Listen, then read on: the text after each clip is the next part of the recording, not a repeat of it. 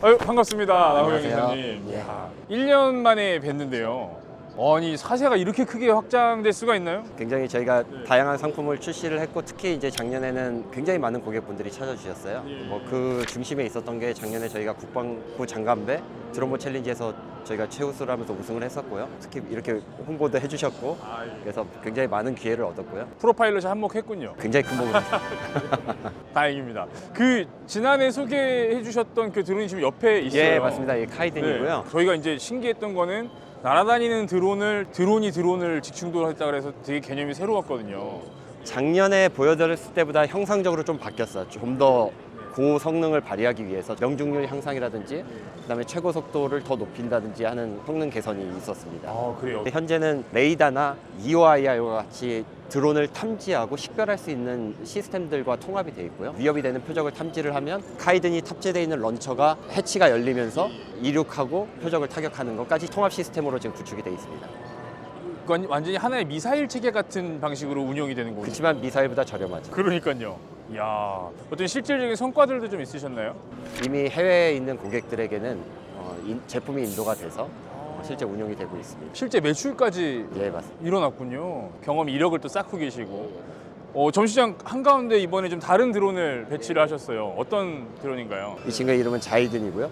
자이든은 지상 표적을 정밀하게 타격하기 위한 형상으로 설계가 돼서 운용이 될 겁니다. 지상 표적도 고정되어 있는 표적, 특히 이제 좌표를 이미 알고 있는 표적을 타격하는 솔루션들은 굉장히 다양하게 있어요. 하지만은 이동하고 있는 표적을 쫓아가서 타격할 수 있는 솔루션은 많지 않고요. 자이든은 속도는 120km/h에서 130km/h까지 비행을 할 수가 있고요. 그렇기 때문에 야지에서 작전하는 그런 차량들을 추적하고 타격할 수 있도록 설계가 되어 있습니다. 일단 개별 기체가 10km까지 작전을 할 수가 있고요. 10km요? 그 크기에 비해서는 상당히 먼 거리를 커버하는. 이 안에 있는 추진 체계가 카이든에 있는 추진 체계와 비슷해요. 굉장히 파워풀하고 소모성으로 쓸 수 있게 저가로 만들면서 군집 운용이 가능하게 제품을 구성을 했습니다. 지금 굉장히 신기한 모양으로 쌓여 있는데 그렇죠. 이대로 바로 이륙합니다.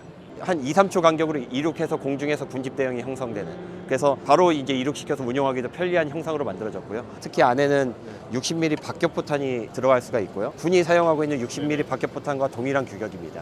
동일한 무게까지 고려해서 형상이 설계가 되어 있고요. 박격포탄의 신관 부분이 표적을 타격해서 실제로 폭발력을 발휘할 수 있도록 비행제어가 이루어집니다. 근데 생각보다 가벼워요. 근데 실제로 배터리까지 들어가면 5kg 정도 됩니다. 그래서 두 명의 장정이 좌우에서 들고 이동하든가 아니면 다목적 무인 차량이라고 중소대급에 쓸 수 있는 무인 체계들이 많이 군에 전력화가 될 텐데, 그런 무인 차량에 싣고 가다가 특정 지점에서 이륙시켜서 작전을 하는, 그래서 흔히 육군이 좋아하는 이제 비접촉 방식의 작전 수행이 가능한 솔루션이라고 볼 수 있습니다.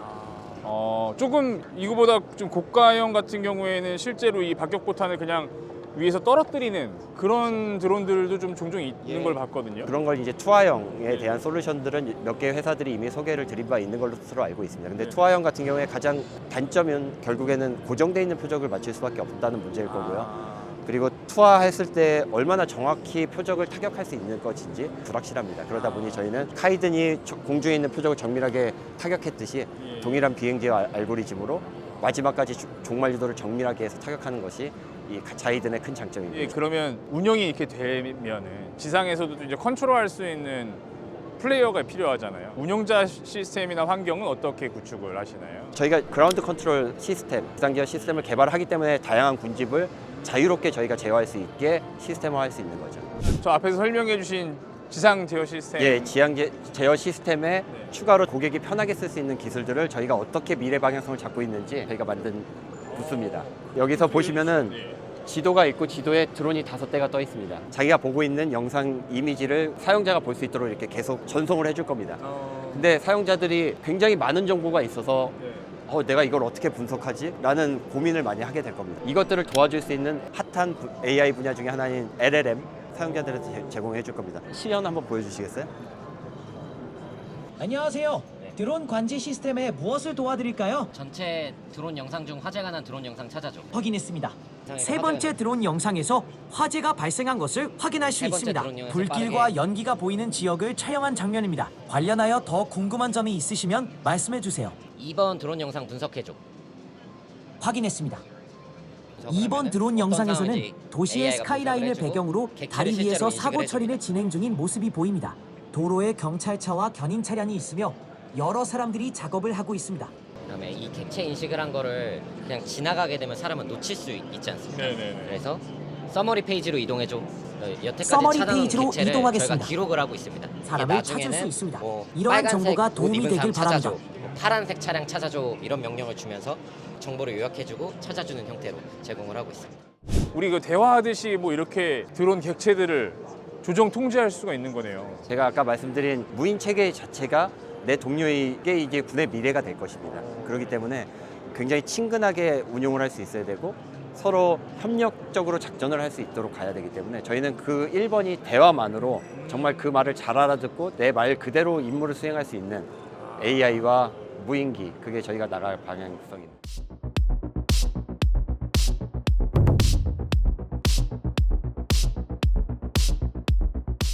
반갑습니다.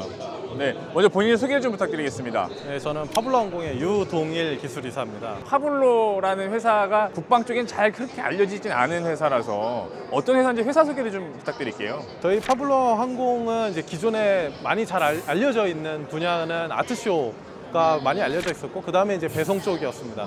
근데 그 사이에 3년 전부터 이제 이런 것들을 계속 준비를 해오고 있었고 국방 쪽은 기술연구소가 따로 있습니다. 대전에 위치하고 있고요. 저희가 방산혁신기업백이라고 하는 과제에 선정되고 작년부터 본격적으로 좀 개발을 하면서 이제 지금 이런 시제품들이 나오기 시작했습니다. 첫 번째 국방 드론은 아마 이제 입구에 보이셨던 매달려 있는 기체와 지금 오른쪽에 보이시는 이런 소형 드론이 같이 운용되는 이제 체계를 개발하고 있고요. 저희 회사의 핵심 기술 중에 하나가 군집 기술이거든요. 그래서 오른쪽에 보시는 것처럼 군집 직충돌 자폭 드론이라고 하는 체계를 개발하게 됐습니다. 지금 현재 단계에서는 4대가 동시에 운용되는 자폭 드론입니다. 근데 4대만 운용되면 다른 회사도 분명히 충분히 할 수 있는데 그거보다 하나 더 나가서 자체적으로 좀 핵심 기술이라고 보고 있는 것 중에 하나는 4대가 동시에 군집으로 이륙하고 가서는 4분할 여러 방향에서 시간을 맞춰서 동시에 직충돌한다. 동시 네, 타격. 그러면 내가 어떤 하나의 표적을 방어하는데 다른 표적을 방어할 수 있는 기회가 없어지거든요. 그러면 이 시스템이 상당한 효과를 가질 수 있다. 그리고 작전 운용 능력도 엄청나게 향상될 것이다. 최근에 직충돌 시험까지 했습니다. 아, 그래요. 네.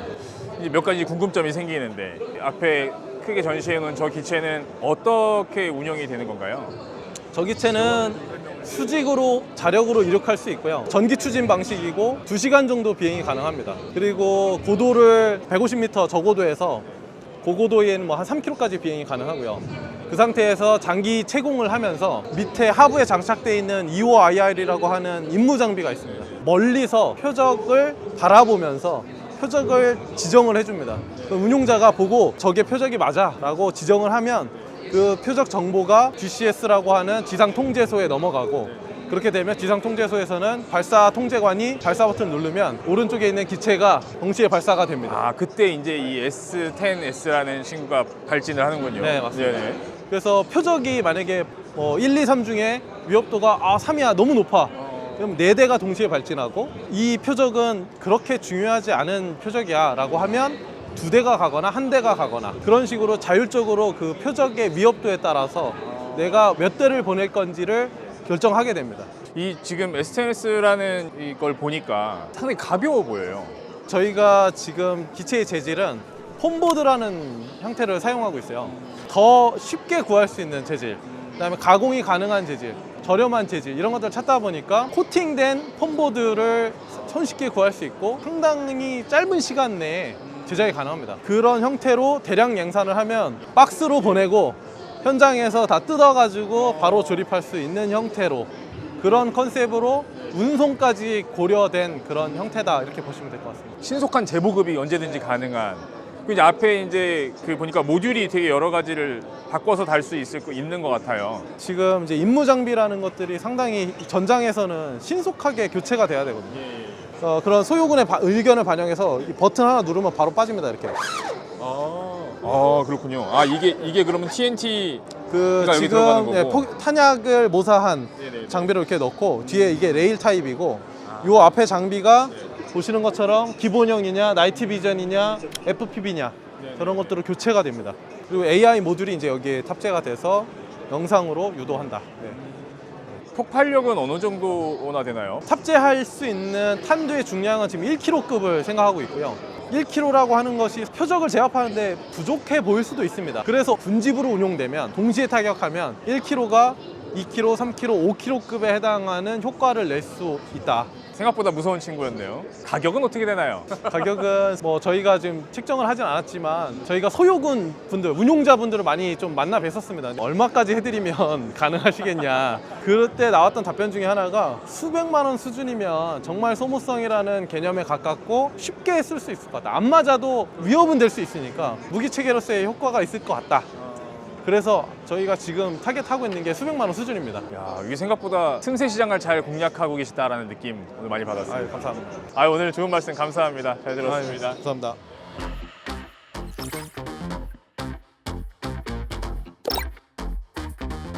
안녕하십니까. 저는 AD 시스템이라는 업체의 대표를 맡고 있는 김정호라고 합니다. 어떤 회사예요? 일단 AD 시스템이라는 회사가. 저희는 이제 일반적인 드론보다는 이런 비행기 형태의 무인기를 개발하고 있는 업체라고 생각해 주시면 제일 좋을 것 같고요. 예. 특히 이제 지금부터는 군 쪽으로 좀 나서기 위해서 차근차근 하고 있는 업체라고 네. 생각해 주시면 될 것 같습니다.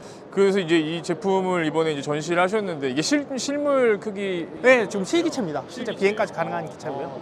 이 기체 같은 경우에는 군에서 정찰을 하기 위한 무인기라고 보시면 되고요. 한 30km 범위 내에서 이제 무인기를 보내서 지역을 순찰하거나 정찰하는 용도로 개발을 했다. 작전 반경이 30km. 네, 맞습니다. 근데 사실 이제 이런 정도 사이즈의 기체는 레이더나 이런 거에 이제 피탐이 되기가 쉬운데 그런 것들은 어떻게 극복을 하시나요? 저희가 지금 개발하고 있는 게 3m 정도 되는 무인기인데 이게 사실 레이더에 어느 정도 잡히긴 합니다. 그래서 저희는 저희만의 특수한 기술을 통해서 스텔스를 할 수 있다라고 말씀을 드리고요. ETL이라는 업체랑 저희가 협력을 해서 저희는 저피탐 설계를 하고 부분적으로는 이제 RCS가 높게 나오는 부분에만 스텔스 도료를 발라가지고 최고의 스텔스 성능을 만들겠다.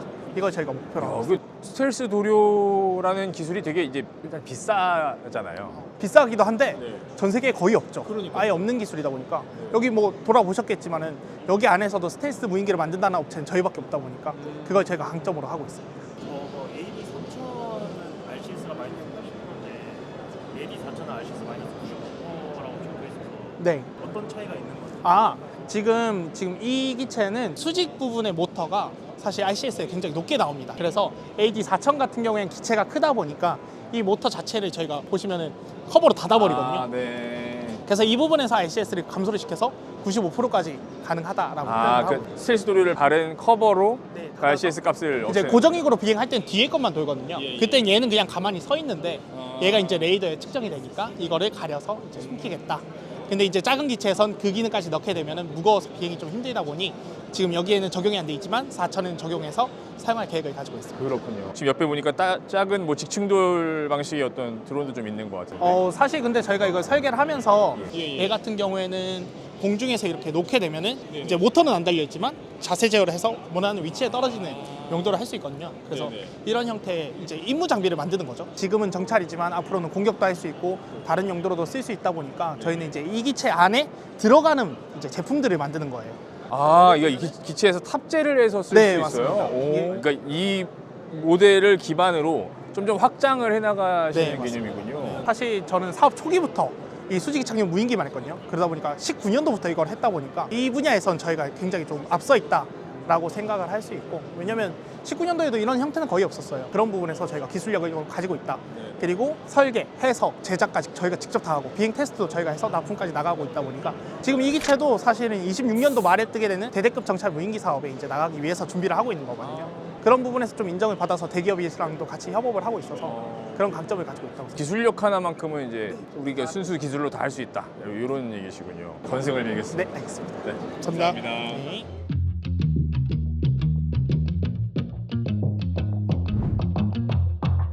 예, 저는 AM 시스템의 김영익 대표입니다. 저는 이제 항공공학을 전공을 했고요. 미국에서도 공학 박사 받았습니다. 그리고 이제 우리나라 수출하고 있는 TOC FA 개발에 참여를 해서 그쪽에 이제 엔지니어 설계 팀장을 했고요. 우리 AM 시스템은 2011년에 저희가 창업을 했고, 처음에는 저희가 이제 항공기 설계 엔지니어링 쪽을 했고요. 그래서 이제 중구도 무인기라든지 KF-21, 지금도 KF-21 우리나라 전투기 사업에 참여를 해오고 있고요. 독자적으로 무인기 개발을 한 거는 2016년부터 해서 이제 9년 정도 됐습니다. 그렇군요. 항공기의 어떤 구조, 이런 설계 이런 부분에서는 가장 효율적인 루트를 찾아내시는 그런 좀 이력을 보여 오셨네요. 기체 설계 쪽에 상당히 특화가 돼 있고 지금은 저희가 이게 독자적으로 하는 무인기 개발은 소형 무인기를 전체 체계 개발하는 그러니까는 설계, 해석, 그다음에 성능 해석, 그다음에 비행 시험까지 저희가 이제 하고 있습니다. 그래서 요거는 토탈리 저희가 독자적으로 개발하는 그런 모델이 되겠습니다. 요거는 이제 배터리로만 돼 있고 저쪽에 보는 거는 하이브리드 엔진이라고 그래가지고 올라갈 때는 배터리를 쓰지만 고정익 비행할 때는 왕복 엔진으로 해서 장시간 장거리 비행을 할 수 있게 그렇게 돼 있습니다.